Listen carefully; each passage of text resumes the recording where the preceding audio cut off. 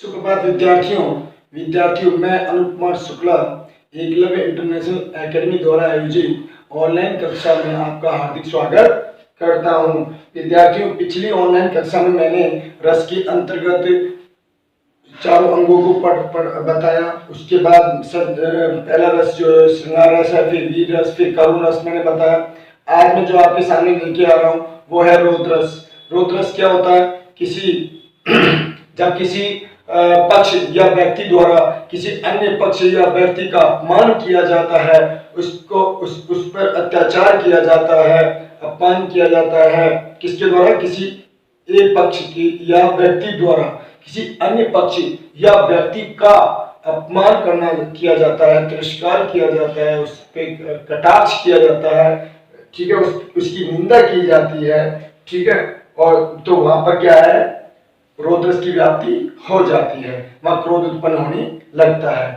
अर्थात कहने का तात्पर्य है कि अपने गुरुजन आदि का क्या करना? तिरस्कार करना, अपमान करना, निंदा करना, अपने से बड़ों के मतलब जो अपने से बड़े हैं, जिन जो आदरणीय हैं, उनका बेवजह उनका क्या करना? उन पर कटाक्ष करना, उनका अपमान करना, निंदा करना, पीड़ाजनक बातें कहना, अर्थात किसी अन्य व्यक्ति को बुरा भला कहना, ठीक है, ये गालियां देना आदि से जो मतलब क्रोध उत्पन्न होता है, ठीक है।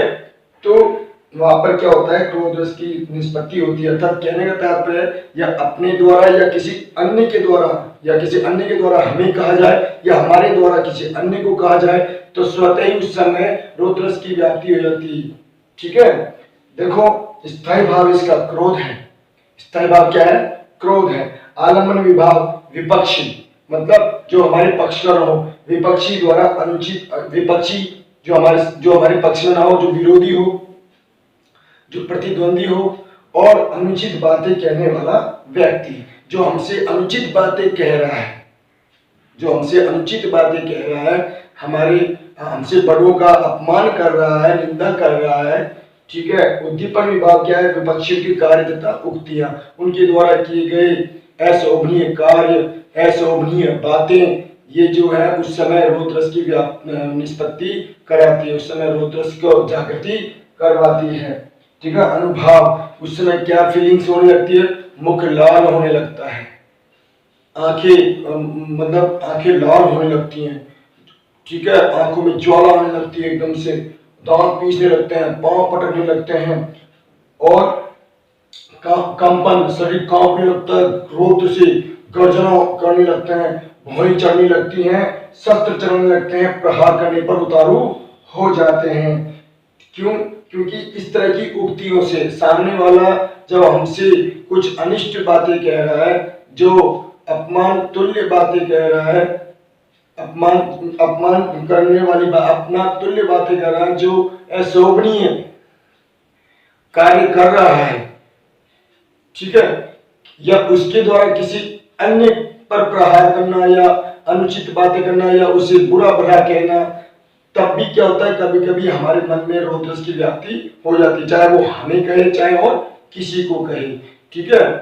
वह ये सारी कार्य क्रियाकलाप क्या है? अशोभनीय हो जाती है, और उस समय रोद रस की जागरण स्वतः ही उत्पन्न होता है, अपने आप ही उत्पन्न होता है।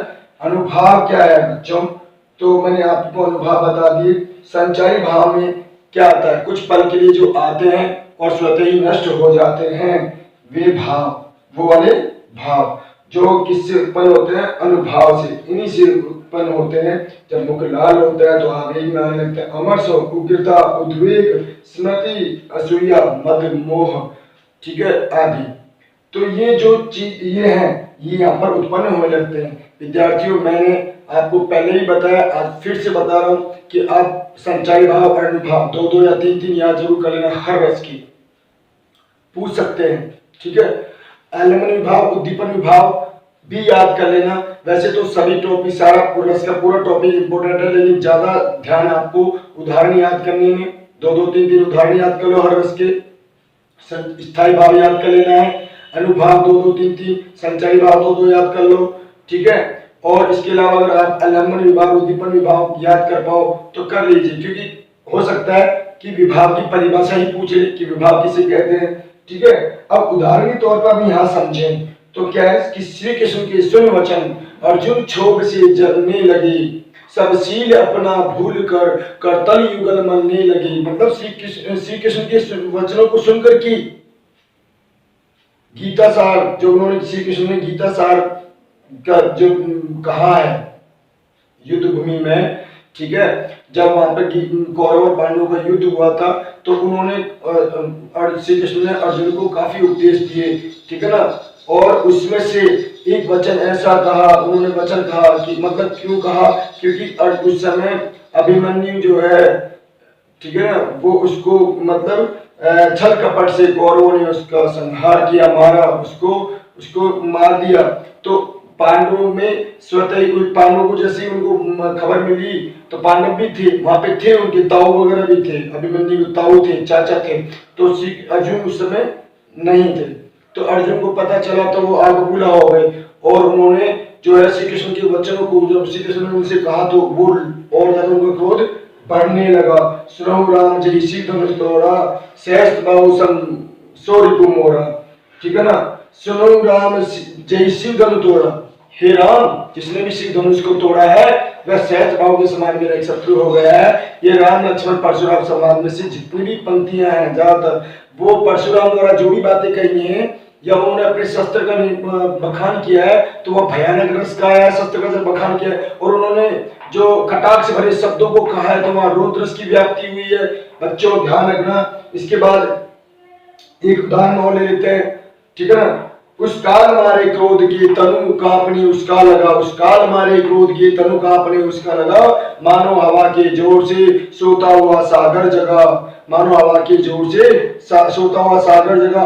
ये जो उदाहरण मैंने बोला है कि उस काल मारे क्रोध के तनु कांपनी उसका लगा, मानो हवा के जोर से सोता हुआ सागर जगा, ये याद होने वाले उदाहरण है। आप दो तीन उदाहरण याद कर लेना। मतलब उस काल मारे क्रोध के, क्या क्रोध आ गया, शब्द आ गया, आपको हिंदी भावार्थ आए ना आए, हिंदी अर्थ आए ना आए, लेकिन कुछ अंश जो आते हैं, कुछ शब्द ऐसे आते हैं, कुछ अनुभाव या विभाव वाले शब्द, अनुभाव या संचारी भाव वाले शब्द, या अनुभाव वाले शब्द या संचारी भाव या स्थायी भाव वाले शब्द भी आ जाते हैं। जैसे रौद्रस की स्थायी भाव क्या है, क्रोध है, तो यहाँ क्रोध आ गया, उस काल मारे क्रोध की, तो क्रोध शब्द आ गया तो यहाँ पर क्या है, रौद्रस की व्याप्ति हो जाती, रौद्रस की निष्पत्ति होने लगती। आगे के उदाहरण में भेड़ बालक काल बस बोलत तो न सभा, धनुषम त्रिपुरारु धनु विदित सकल संसार। फिर परशुराम ने कहा, हे बालक, अरे राजपुत्र, अरे राजा के छोकरे, काल बस तू काल के वश में आ गया है, तुझे बोलने का कोई होश नहीं है, तू काल के वश में आ गया, तुझे बोलने का कोई होश नहीं है। ये छोटी मोटी धनुष्य नहीं है, ये त्रिपुरारी मतलब तीनों लोगों के स्वामी शिव जी का धनुष है। ये सारा संसार, सकल मतलब सारा संसार जानता है। ये क्रोध पूर्वक कही गई बातें हैं, किसके द्वारा, परशुराम जी के द्वारा क्रोध पूर्वक कही गई बातें किसको है, लक्ष्मण को। किसको कही ये बात, लक्ष्मण को कही है। बिना मांगे जल्दी जल गई 3 दिन बीत, बोले राम सकोप तब भय बिनु होई न प्रीति। ये सुंदरकांड से लिया गया है कि मतलब जल 3 दिन बीत गए हैं, बिना मांगे जल्दी जल गई, बोले राम सकोप, सकोप मतलब क्रोध में आकर के, सकोप मतलब क्रोध में आकर के, तो यहाँ पे सकोप है, बोले राम सकोप तब भय बिनु होई न प्रीति, ठीक है ना। भय के बिना कोई प्रेम नहीं है, क्रोध पूर्वक कहा, ठीक है ना। 3 दिन बीत गए हैं, लेकिन अब यहाँ पर जो है ना, वो बिना न माने जल्दी, विनय पूर्वक कोई काम नहीं बन रहा है।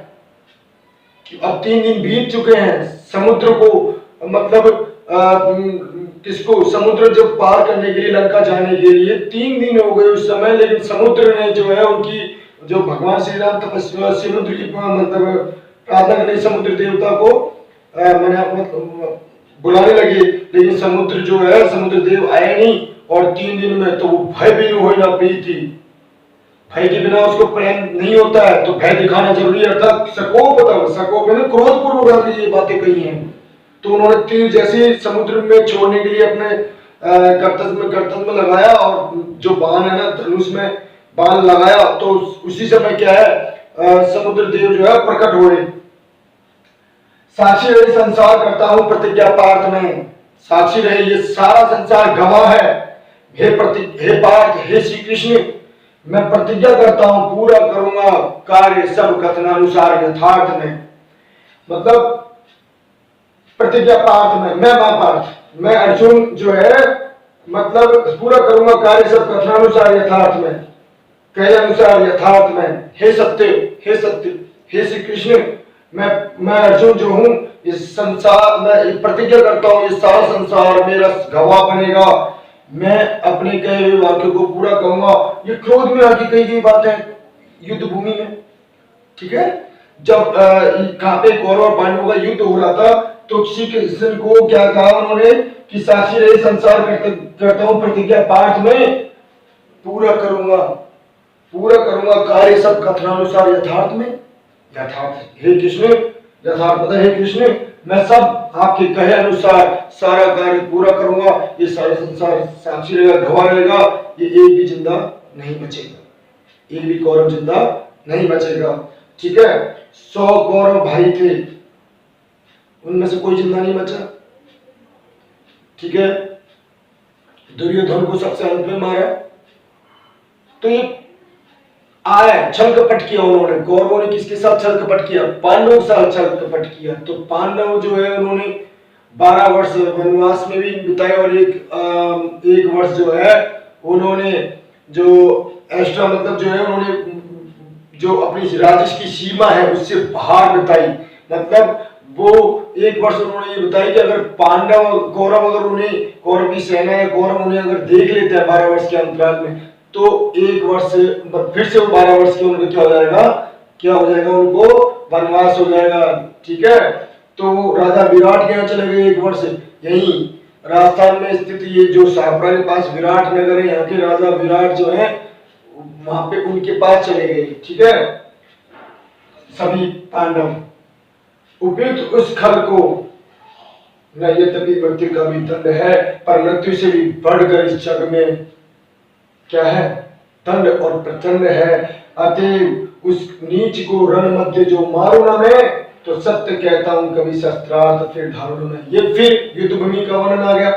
उपयुक्त उस खल यानी क्या होता है? शत्रु नीच को, उस खल को शत्रु को यद्यपि फिर भी मृत्यु का भी दंड है, उसे मृत्यु का भी दंड है पर मृत्यु से बढ़कर इस संसार में दंड और प्रचंड है।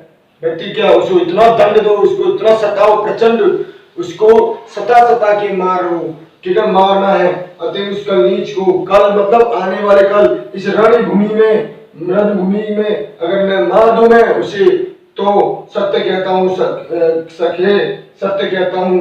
कौन? श्री कृष्ण को कह रहे हैं अर्जुन, तो मैं सत्य कहता हूं कभी शस्त्रार्थ धारण नहीं करूंगा, कभी शस्त्र अर्थ धारण नहीं करूंगा। क्रोध में आगे कहा है उपयुक्त उस खल को न यद्यपि मृत्यु का भी दंड है पर मृत्यु से भी बढ़कर न जग में दंड और प्रचंड है। अतः उस नीच को रण मध्य जो न मारू मैं तो सत्य कहता हूं कभी शस्त्रार्थ न धारू मैं, ठीक है ना, न धारू मैं। तो ये सब किसने कहा? अर्जुन ने श्री कृष्ण को कहा है। ये सब जो है मतलब इन रण के मध्य जो है उस नीच को जिसने भी छल पूर्वक मेरे बेटे को मारा है, ठीक है, और उस नीच को मैं क्या है इस युद्ध भूमि में मार दूंगा, ठीक है। तो यहाँ पे क्या हुआ? जो कर्ण है और दुर्योधन के मित्र हैं तो पहले उनको मारा, फिर उसके बाद कर्ण को मारा उस समय। तो मतलब कर्ण और अर्जुन जो है राजा कर्ण और कर्ण किसके मित्र थे? दुर्योधन के। तो कर्ण जो पहिया निकल गया था रथ का, तो पहिया लगाने के लिए जैसे वो पहिया थोड़ा डगमगाया तो लगा, तो जैसे उन्होंने छल कपट से अभिमन्यु को मारा कौरवों ने, तो अर्जुन ने भी क्या है अपने तीर से जो है उनको चित कर दिया, क्योंकि उन्हें मतलब जो उन कर्ण को क्या है वो क्या मिला था? कर्ण को भगवान ने क्या दिया था? उन्हें भगवान ने जब तक कर्ण तपस्या करने लगे थे तो भगवान ने वरदान दिया कि तुम्हारी मृत्यु नहीं होगी। तो उन्होंने जो अपने कवच है जो अंदर सीने के अंदर लगा रखा था वो कवच भी इंद्र को दान कर दिया था। उसके बाद क्या बचा? कुछ नहीं बचा। और जो एक ब्रह्मास्त्र था वो भी पहले ही उन्होंने किसके ऊपर चलाया? घटोत्कच के ऊपर। तो घटोत्कच के ऊपर क्योंकि घटोत्कच किसी से मारा नहीं जा सका, सबने प्रयास कर लिया, दुर्योधन ने, कर्ण ने, सबने कर लिया, ठीक है। तो सबने प्रयास किया, लेकिन घटोत्कच को आखिर में किससे मारा गया? ब्रह्मास्त्र से मारा गया। उसके बाद क्या बचा था कर्ण के पास? कुछ नहीं। तो उसी समय ये वचन है कि उस रण मध्य जो न मारूंगा, जो सत्य कहता हूँ कभी शस्त्रास्त्र फिर नहीं धारूंगा। मतलब अर्जुन ने इतनी बड़ी बात कह दी कि मैं कभी शस्त्रास्त्र धारण नहीं करूंगा। जगे उसी क्षण विद्युत ज्वाला, गरज उठे होकर वे क्रुद्ध, आज काल के भी विरुद्ध है युद्ध, युद्ध बस मेरा युद्ध। गरज उठे, गर्जना। देखो मैंने जब आपको अनुभाव में लिखवाया था वहां पे गर्जना आया था, गर्जन आया था, गर्जना होकर वे क्रुद्ध, क्रोध यानी क्रोध में, क्रोध यानी क्रोध में आकर के गरज उठे। जय विद्युत ज्वाला, विद्युत की ज्वाला जल उठी है, गरज होकर उठे वो क्रोध उस काल के विरुद्ध है, युद्ध, युद्ध बस मेरा युद्ध।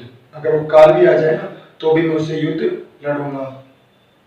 ठीक है, तो यहाँ पर ये युद्ध भूमि में या फिर किसी दूसरे के द्वारा इस तरह के अशोभनीय कार्य किए जाए, छल कपट पूर्वक कार्य किए जाए, ठीक है ना, और तिरस्कार पूर्वक कार्य किए जाए, अपमान पूर्वक कार्य किए जाए, ठीक है ना, तो बुरा भला कहा जाए और मतलब नीचता पूर्वक कार्य किए जाए, तो वहां पे रोग रस की व्याप्ति स्वतः हो जाती है।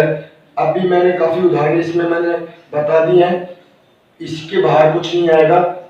ये अगर उदाहरण आप इससे पहले मैंने लिखवाए तो वो भी और ये जो याद कर लोगे तो डेफिनेटली बहुत अच्छे नंबर आएंगे। मैंने पहले कहा था दो उदाहरण सभी रसों के याद कर लो, 1 नंबर वो पक्का हो जाएगा। स्थल भाव याद कर लो, 1 नंबर ये पक्का हो जाएगा।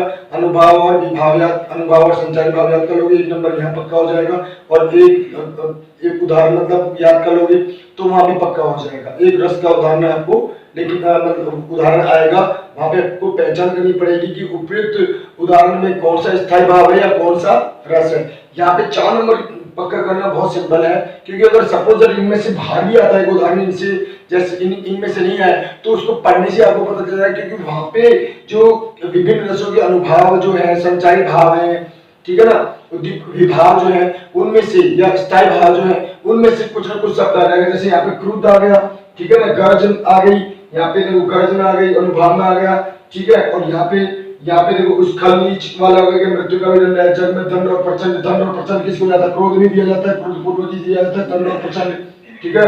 अतः उस नीच को रण मध्य जन मारूं मैं, सत्य कहता हूं सभी शस्त्रास्त्र फिर न धारूं मैं। तो मतलब ये क्रोध पूर्वक की गई बातें हैं, ठीक है।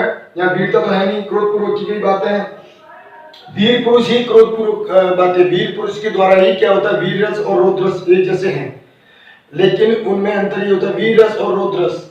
वीर क्या है? उत्साह होता है वीर के अंदर, तो ये उत्साही व्यक्ति ही क्या होता है? मतलब ये उत्साह होता है। लेकिन कभी कभी जब अर्जुन में उत्साह तो था ही, पांडवों में उत्साह तो था ही, लेकिन रौद्र रस की व्याप्ति कब होती है? जब किसी नीचता को कार्य को देखते हुए, किसी के द्वारा अपमानजनक बातें सुन करके, या काफी जो मैंने आपको पहले बताई उन क्रियाकलापों को देख करके हमें रौद्र रस की व्याप्ति होती है। और वीर रस में क्या होता है? चुनौती स्वीकार करना, उत्साह प्रकट करना।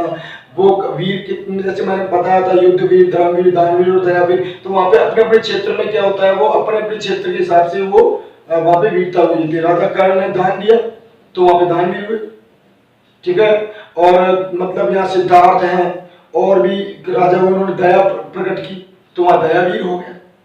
युद्ध में अनेक वीरों ने युद्ध में अनेक वीरों ने, अनेक सैनिकों ने, फौजियों ने अपनी वीरता का प्रदर्शन किया, अपनी साहस का प्रदर्शन किया, तो वहां पे वो क्या हो गया? युद्धवीर हो गया। धर्म में धर्म पूर्वक कार्य करना, धर्म को श्रेष्ठ, अग्रिम पंक्ति में धर्म को श्रेष्ठता देना, ठीक है ना, तो वहां पे धर्मवीर हो गया। धर्म की मतलब धर्म की पुंज को, धर्म की ज्योति को जगाए रखना, धर्म को कभी ऐसा मतलब धर्म को कभी नीचा नहीं दिखाना, धार्मिक पूर्वक कार्य किए, धर्म पूर्वक कार्य करना, धर्मवीर हो गया। अर्थात जो धर्म होता है, जिसका धर्म जो होता है वो धर्म पूर्वक कार्य, धर्म को कभी नीचे नहीं दिखाया जाता वहां पर।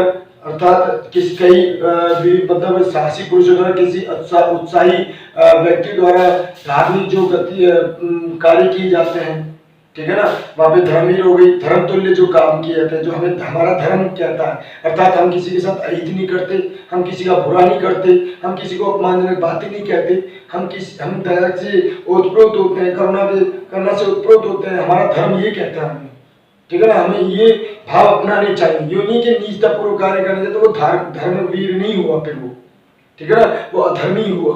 तो आशा करता हूँ कि यहाँ पर मैंने रौद्र रस के बारे में बताया और कुछ इसके अंश में मैंने वीर रस के बारे में थोड़ा बहुत दे दिया, क्योंकि वीर रस की और रौद्र रस की कुछ मिलते जुलते भाव हैं। वीर रस के और रौद्र रस के जो अनुभाव, वो मतलब जो संचारी भाव है, जो ये मिलते जुलते हैं, ठीक है ना। तो आज के लिए इतना ही। आगे की वीडियो में हम आएंगे आपके साथ हास्य रस के साथ।